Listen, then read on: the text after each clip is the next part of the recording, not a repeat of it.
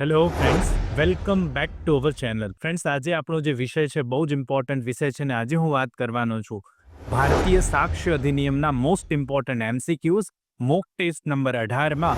આજે આપણે ભારતીય સાક્ષ્ય અધિનિયમના સેક્શન્સના જે એમસીક્યુઝ ચાલી રહ્યા છે એમાં આગળ વધવાના છે. તો જે પણ કોઈ સ્ટુડન્ટ ચેનલ પર આજે નવા છે પ્લીઝ ચેનલને સબસ્ક્રાઇબ કરી લો, બેલ નોટિફિકેશન આઇકોનને ઓન કરી લેજો જેથી આવનારા ખૂબ જ અગત્યના વિડીયોઝના નોટિફિકેશન આપ સૌને સૌથી પહેલા મળી જાય. બિલકુલ સમયને નહીં બગાડીએ, શરૂ કરીશું આજનો વિડીયો.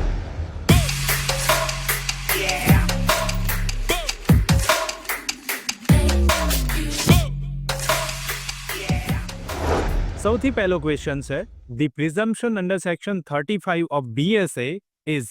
કલમ 35 હેઠળ પ્રિઝમ્પશન એ કયું પ્રિઝમ્પશન છે ભારતીય સાક્ષ્ય અધિનિયમ હેઠળ? A presumption of fact, a rebuttable presumption of law, an irrebuttable presumption of law કે presumption of law and fact? શું આવશે સાચો જવાબ? પ્રશ્ન નંબર 1. What will be correct answer? જો આપને આન્સર્સ આવડતા હોય તો કોમેન્ટ બોક્સમાં સાથે કોમેન્ટ જરૂરથી કરતા રહેજો. પ્રશ્ન નંબર 1માં સાચો જવાબ બનશે સી, એન ઇરિબ્યુટેબલ પ્રિઝમ્પશન ઓફ લો. શું આવશે સાચો જવાબ? સી બની જશે.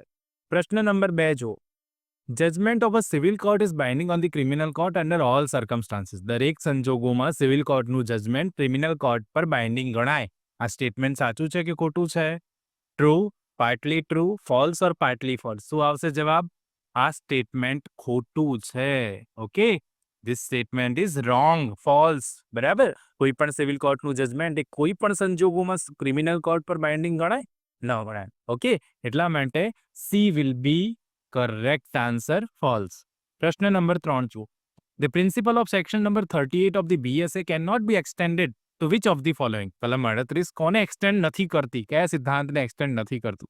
મિસરિપ્રેઝન્ટેશન or undue influence, fraud, collusion, all of the above? શું આવે સાચો જવાબ? કલમ 38 વાંચો એટલે ક્લિયર થઈ જાય કે આ જે પ્રિન્સિપલ છે એ મિસરિપ્રેઝન્ટેશન ઓર અનડ્યુ ઇન્ફ્લુઅન્સ નહીં. આપણે કહ્યું કે ગેરરજૂઆત અથવા તો અયોગ્ય લાગવગ હોય એને ક્યારે એક્સટેન્ડ થાય નહીં. એટલા માટે કરેક્ટ આન્સર એ બની જશે. પ્રશ્ન નંબર 4 જુઓ. Under which section of BSA the expert opinion is relevant? Friends, expert ઓપિનિયનમાંથી એક પ્રશ્ન જરૂરથી પૂછાય છે. ખાસ શાંતિથી સમજી વિચારીને આન્સર આપજો. અહીંયા સેક્શન બેઝ પ્રશ્ન પૂછેલો છે કે under which section of BSA ભારતીય સાક્ષ્ય અધિનિયમ 2023 હેઠળ એક્સપર્ટ ઓપિનિયન ક્યારે રેલેવન્ટ ગણાય? કઈ કલમ હેઠળ રેલેવન્ટ છે? કલમ 38, કલમ 39, કલમ 37 કે કલમ 36? પ્રશ્ન નંબર 4માં શું આવશે સાચો જવાબ? જ્યારે આપણે નિષ્ણાત અભિપ્રાયની વાત કરી રહ્યા છે ત્યારે પ્રશ્ન નંબર 4માં કરેક્ટ આન્સર બનશે. બહુ જ અગત્યનો પ્રશ્ન છે. Correct answer will be B. Section number 39માં જોગવાઈ છે બી સાચો જવાબ બનશે. પ્રશ્ન નંબર 5 જુઓ. Who among the following is an expert under the law of evidence? નીચેનામાંથી કોણ એક્સપર્ટ ગણાય ભારતીય કાયદા હેઠળ? જે આપણો પુરાવાનો કાયદો એટલે કે ભારતીય સાક્ષ્ય અધિનિયમ છે, એવિડન્સની વાત કરી રહ્યા છીએ ત્યારે ખાસ કરીને નિષ્ણાત કોને કહેશો તમે? Handwriting expert, fingerprint expert, ballistic expert કે પછી ઓલ ઓફ ધી અબોવ? શું આવે સાચો જવાબ? ક્વેશ્ચન નંબર 5માં કરેક્ટ આન્સર ડી બનશે. હેન્ડરાઇટિંગના એક્સપર્ટ પણ આપણા એક્સપર્ટ જ કહેવાય. ફિંગરપ્રિન્ટના એક્સપર્ટ જે છે એ પણ એક્સપર્ટ છે. બેલેસ્ટિક એક્સપર્ટ એ પણ નિષ્ણાત જ ગણાય. એટલા માટે કરેક્ટ આન્સર ડી બની જશે.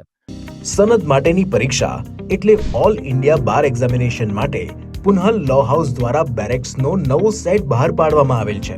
તમામ બેરેક્સ બાર કાઉન્સિલ ઓફ ઇન્ડિયાની ગાઈડલાઇન્સ મુજબના હોવાથી પરીક્ષા ખંડમાં સાથે રાખી શકાશે અને તમામ બેરેક્સ ગુજરાતી તથા અંગ્રેજી એક સાથે એટલે દ્વિભાષી સ્વરૂપે આવશે.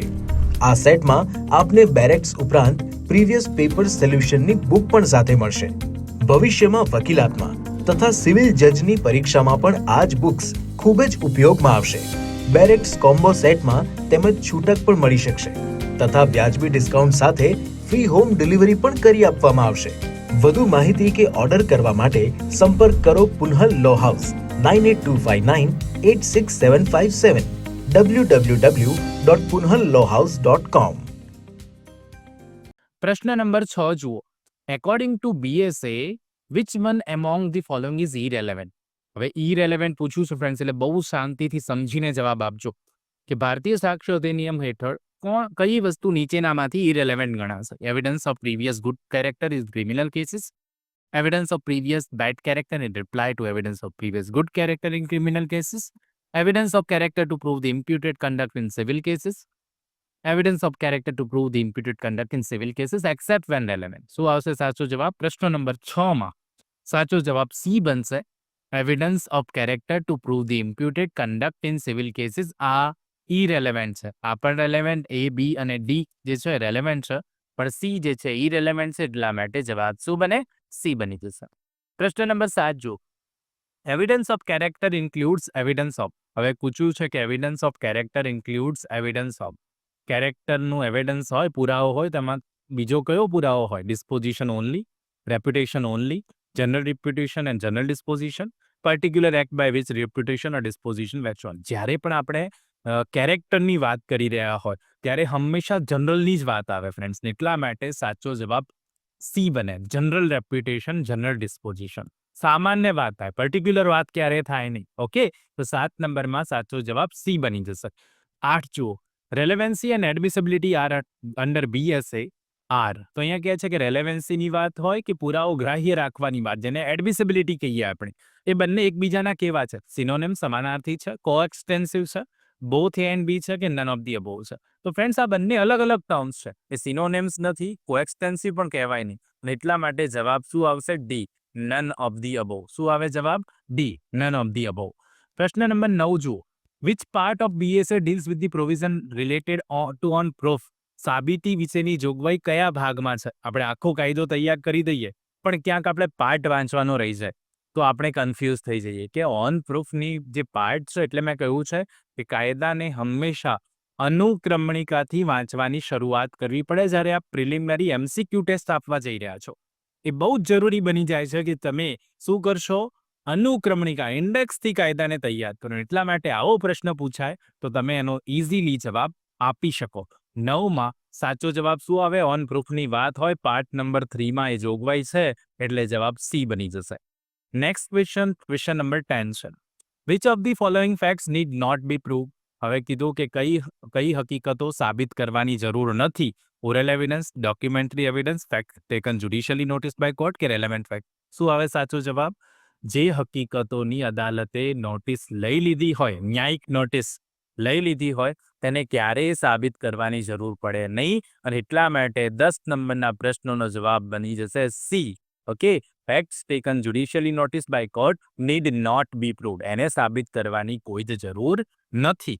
પ્રશ્ન નંબર 11 જુઓ, all fact except the contents of the documents may be prove. દરેક હકીકતો માત્ર દસ્તાવેજના કન્ટેન્ટ સિવાય શાનાથી તમે સાબિત કરી શકો? A, primary evidence, B secondary evidence, C oral evidence કે ડી સર્કમસ્ટેન્શિયલ એવિડન્સ? શું આવશે સાચો જવાબ? 11 નંબરના પ્રશ્નમાં સાચો જવાબ આવે સી, ઓરલ એવિડન્સથી. દસ્તાવેજના કન્ટેન્ટ સિવાય તમામ વસ્તુઓ તમે જે છે શાનાથી? ઓરલ એવિડન્સથી સાબિત કરી શકશો. C will be correct answer. પ્રશ્ન number 12, H says that Y told him that A killed Jack. H નામના વ્યક્તિએ કહ્યું કે વાયે તેને કહ્યું છે કે એ નામના વ્યક્તિએ જેડનું ખૂન કર્યું છે. આ સ્ટેટમેન્ટ કેવું કહેવાય? પ્રાઇમરી એવિડન્સ છે, બેસ્ટ એવિડન્સ છે, હિયરસે એવિડન્સ છે કે પછી એડમિશન છે? તો ફ્રેન્ડ્સ, એચ નામના વ્યક્તિએ કહ્યું કે વાયે તેને કીધું છે, ધીસ ઇઝ હિયરસે એવિડન્સ. અને શું કહીશું આપણે? કર્ણોપકર્ણ પુરાવો. તમે પણ ટ્રાયલ દરમિયાન સાંભળ્યું હોય, હિયરસે વિટનેસ છે, હિયરસે કર્ણોપકર્ણ પુરાવો. એની જાતે સાંભળ્યું નથી, is not the particular eye witness, એને સાંભળ્યું છે, કોઈએ કહ્યું છે, હિયરસે એવિડન્સ છે. એટલા માટે C will be correct answer. પ્રશ્ન નંબર 13 જુઓ, section 57 of BSA deals with title base question છે. કલમ 57 ભારતીય સાક્ષ્ય અધિનિયમ શું જણાવે? શાને વચ્ચેની જોગવાઈ છે? Primary evidence, secondary evidence, proof of documents by primary evidence, cases in which secondary evidence relating to documents may be given. તો 13 નંબરના પ્રશ્નમાં સાચો જવાબ 57 નંબર યાદ રાખી લેજો. પ્રાઇમરી એવિડન્સની વાત કરે છે, A will be correct answer. પ્રશ્ન નંબર 14 જુઓ, which one of the following is primary evidence. નીચેનામાંથી કયો પુરાવો એ પ્રાથમિક પુરાવો છે? Copies made from the original, document produce for the inspection of the court, certified copies of a document, photostat copies of a document? તો 14 નંબરના પ્રશ્નમાં સાચો જવાબ બની જશે B, document produce for the inspection of the court. એ primary evidence છે કે જે દસ્તાવેજો અદાલતના નિરીક્ષણ માટે આપવામાં આવે એ પ્રાથમિક પુરાવો કહેવાય. બરાબર, બીજું કંઈ નહીં, એ જ પ્રાથમિક પુરાવો છે. ઓકે, તો ક્વેશ્ચન નંબર 14 માં કરેક્ટ આન્સર બી બની જશે. ખાસ બહુ જ અગત્યનો પ્રશ્ન છે. પ્રશ્ન નંબર 15 અને આજનો લાસ્ટ ક્વેશ્ચન, જેનો આન્સર હંમેશાની જેમ આપ સૌએ મને નીચે કોમેન્ટ બોક્સમાં કોમેન્ટ કરીને જરૂરથી આપવાનો છે. પ્રશ્ન નંબર 15 ની વાત કરીએ તો which one among the following is not a primary evidence? નીચેનામાંથી કયો પ્રાથમિક પુરાવો નથી એવું પૂછેલું છે. Document executed in several parts, copy made from or compared with original, document executed in counterpart, document made by one uniform process. શું આવશે સાચો જવાબ? આપશો એ મને કોમેન્ટ કરીને જરૂરથી આપવાનો છે. સાથે સાથે કોમેન્ટમાં નેક્સ્ટ પાર્ટ જરૂરથી લખી દેજો, એટલે જલ્દીથી નેક્સ્ટ પાર્ટ પણ આવી જશે. બહુ જ ડીપલી આપણે એમસીક્યુઝની ચર્ચા કરી રહ્યા છીએ. આખી સિરીઝ છે અને આ એમસીક્યુઝ તમે શરૂઆતથી જોઈ લેશો તો પરીક્ષામાં તમને ક્યાંય વાંધો આવવાનો નથી. તો આઈ હોપ સો આજનો આ વિડીયો આપ સૌને સારો લાગ્યો હશે. સારું લાગ્યું હોય તો એક લાઇક જરૂરથી કરી દેજો. ચેનલ પર નવા હો તો પ્લીઝ ચેનલને સબસ્ક્રાઇબ કરીને બેલ નોટિફિકેશન આઇકોનને ઓન કરી લો, જેથી આવનારા ખૂબ જ અગત્યના મહત્વના વિડીયોઝ આપ સૌને સૌથી પહેલા મળી જાય. ઓકે ફ્રેન્ડ્સ, તો મળીએ નેક્સ્ટ વિડીયોમાં. ત્યાં સુધી જોતા રહો મારી ચેનલ રિયલ એજ્યુકેશન કેચિંગ. ખૂબ ખૂબ ધન્યવાદ, ખૂબ ખૂબ આભાર.